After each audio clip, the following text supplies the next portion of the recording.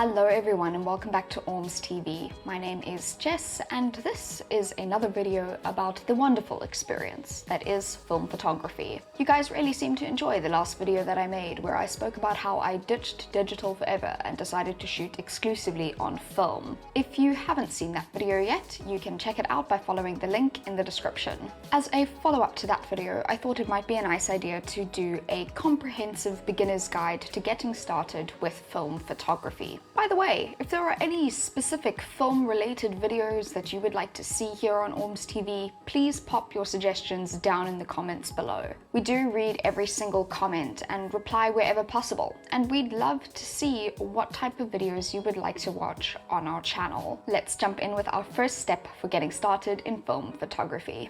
Obviously, the first step is acquiring a film camera. Consider borrowing a film camera first. Perhaps you have a friend or a family member who can lend you one to try out. You might not enjoy film photography, and then it is obviously better if you haven't made any significant financial investment into this new hobby. You could also ask your parents or your grandparents if they have an old film camera lying around that you can claim as your own. This actually happens more than you might think it does. My dad got a Yashica 635 medium format camera in pristine condition from his father, and my brother-in-law managed to get a Cosina CT1 Super 35mm film camera in excellent condition from his grandfather. If you've decided you want to buy a film camera and you are located in South Africa, there are a couple of places that you can look. I mentioned Algorithm Archive in my previous video about why I ditched digital and decided to shoot on film instead. They are a Cape Town-based store on Instagram that sells film cameras. They are reasonably priced, quick to respond to queries, and they only sell fully functional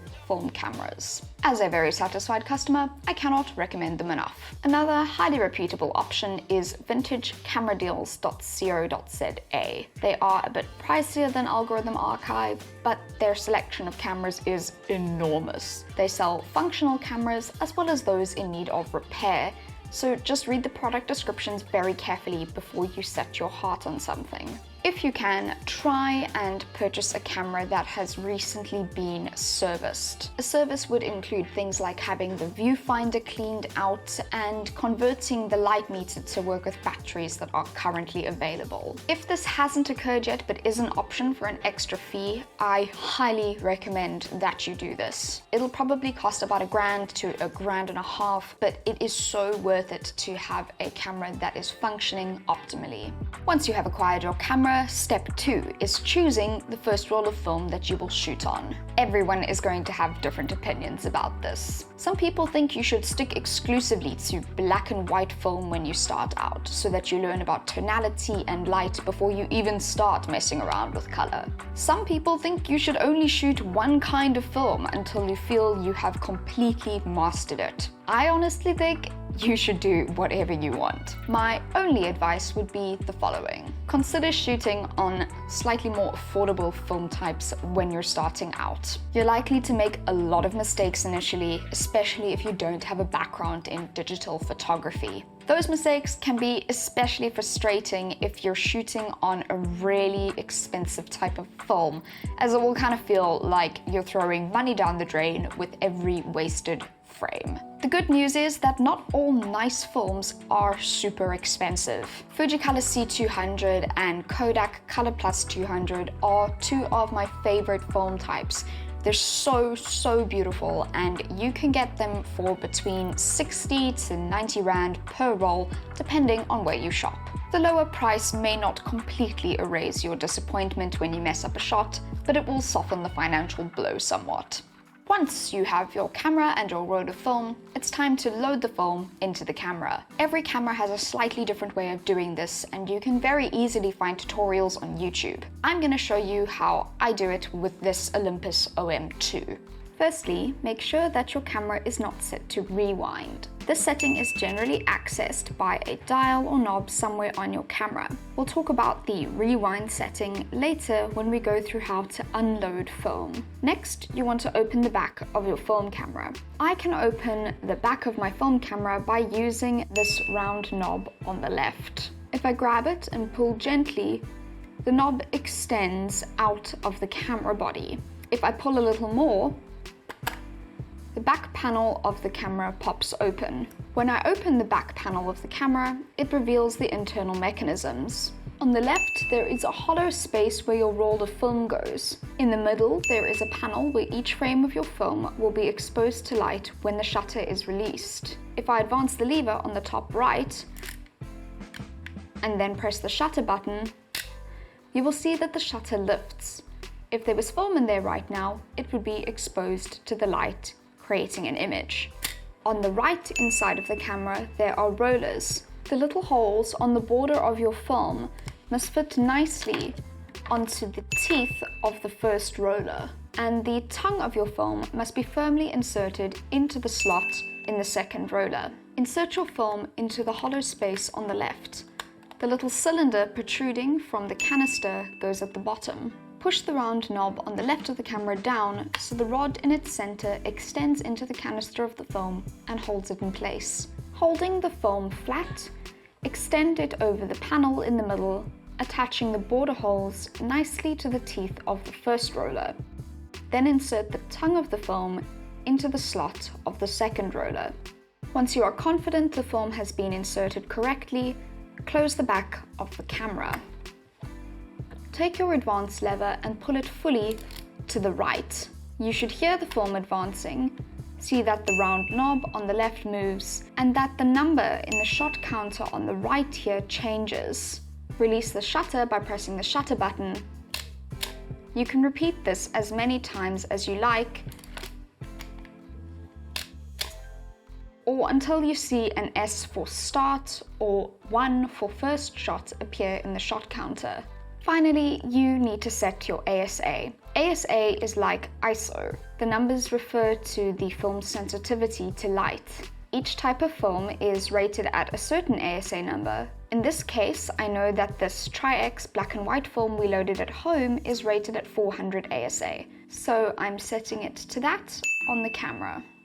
Your film is now loaded into the camera and you're ready to go out and shoot. Just in case you're a complete photography newbie, I'm going to give you a rapid fire explanation of the exposure triangle so you understand how to actually go out and take a photograph. The exposure triangle is made up of your 3 exposure settings. In film, that is shutter speed, aperture, and ASA. We've already spoken about ASA. It refers to your film's sensitivity to light. Low ASA numbers like 100 and 200 mean that your film is less sensitive to light, while higher numbers such as 400 and 800 mean that it is more sensitive. When you're shooting at night or in a darker environment, you're going to want to use film that is rated to a higher ASA number because it will make better use of the limited light that is available. If you're shooting outside on a bright day, then a lower ASA number film will be fine. Next up, we have shutter speed. Shutter speed refers to the rate at which your camera shutter can open and close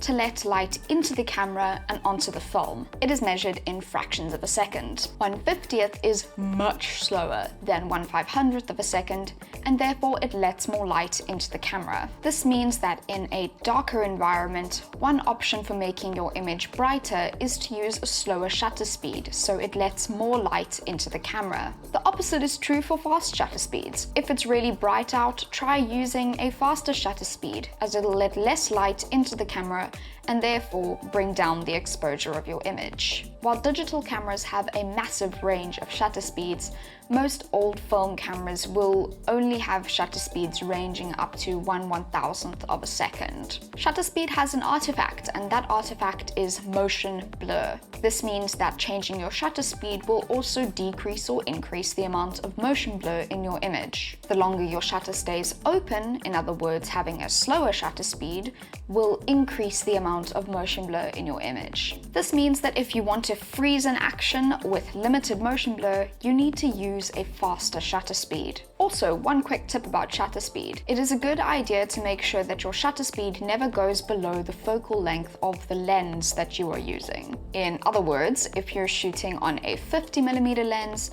then you should never let your shutter speed drop beneath 1/50th of a second. This should ensure that you never have a blurry image due to the micro movements of your hands when you're trying to hold a camera steady. Finally, we have aperture. Every camera lens contains tiny little blades that can either open more or less to make a wider or narrower opening through which the light must pass to reach the shutter of your camera. If the opening is wider, it lets in more light, whereas if it is narrower, it lets in less light. Aperture is measured in numbers referred to as f-stops. A larger f-stop number, like 16, means that the opening in the lens is really tiny and therefore less light is entering the camera, whereas a smaller f-stop number, like 2.8, means that the opening in the lens is much bigger and therefore more light is entering the camera. Just like shutter speed, aperture also has an artifact, and that artifact is depth of field. Smaller f-stop numbers, like 2.8, will result in a greater depth of field, causing the background to be nice and blurred and the subject to be isolated in the frame. Larger f-stop numbers like 8 or 11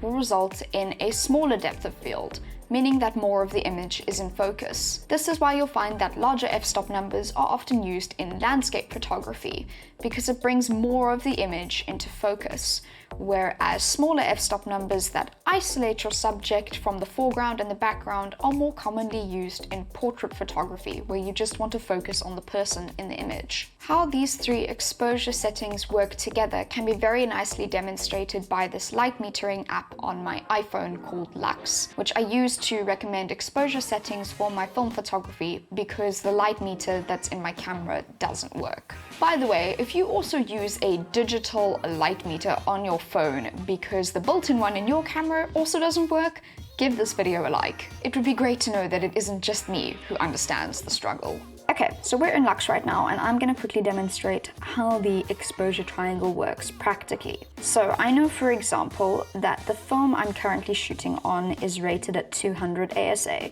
So I'm going to leave my ISO setting on Lux at 200. And because this is film, it obviously can't be changed when I want to change my exposure. This means that I have to rely on aperture and shutter speed to adjust the brightness or darkness of my image. So let's head on over to aperture. And if I look over here, it's telling me that if I want to shoot this at f1.8, which is a nice wide aperture with crazy depth of field, I'm going to have to use a shutter speed of 1/500th of a second. But say I wanted to shoot at a slower shutter speed, like 1/60th of a second. It's telling me then that I would need to use an aperture of f4.5.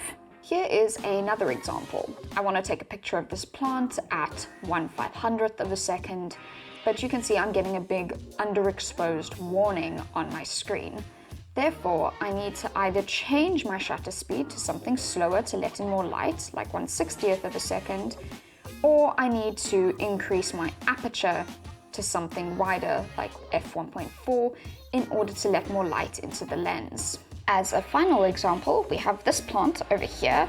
Say I want to shoot at 1/60th of a second, then I'm going to have to use an aperture of f2.5. But say I want to make that aperture a little bit wider to get more depth of field. If I'm going to shoot at f1.8, I need to use a shutter speed of around 1/125th of a second. Okay, you've gone out and shot your way through your entire roll of film. I'm going to quickly demonstrate how you can remove that roll of film from your camera using the Olympus OM2 from earlier in the video. First, set your camera to rewind. On the OM2, this can be done by turning this little dial in the direction of the red arrow.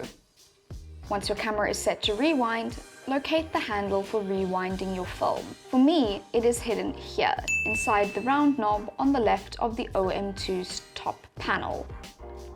Turn the handle in the direction indicated by the arrow on the camera until you feel the resistance break. This means your film has been wound back up into the canister. Now it is safe to open the back of your camera once again and remove your canister of film. It's time to process your film and turn your physical negatives into digital images that can be stored and viewed on any of your devices. Initially, I recommend that you let an experienced professional take care of the developing and scanning of your film. There's just so many things that can go wrong if you're doing it yourself and you don't really know what you're doing and you don't want to mess up your beautiful images. Obviously, I'm going to give Orms a big shout out here, and not just because I work there, but because they actually develop and scan 99% of my film images, and I honestly could not be happier with the process and the end result. This video is actually fortuitously timed because we have just reopened our developing and scanning services as South Africa nears lockdown level 3. If you pop down to Orms between 9 AM and 4 PM Monday to Friday, you will be able to safely drop off your film for processing and scanning with one of our consultants. You can find out more about this entire process by checking out the description, where I have put a link to one of our newsletters where we covered this process in detail.